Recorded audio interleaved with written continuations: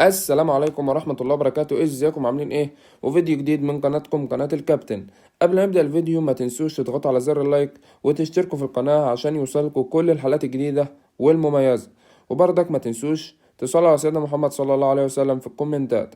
هنتعرف النهاردة على موعد مباراة مانشستر سيتي ونيوكاسل القادمة في الدوري الإنجليزي والقنوات الناقلة. موعد وتوقيت المباراة سوف تنطلق صافرة البداية في تمام الساعة 4 مساء بتوقيت تونس والجزائر والمغرب، والخامسة مساء بتوقيت مصر وليبيا والسودان، والسادسة مساء بتوقيت السعودية والكويت والعراق وقطر وسوريا واليمن، والسابعة مساء بتوقيت الإمارات وعمان.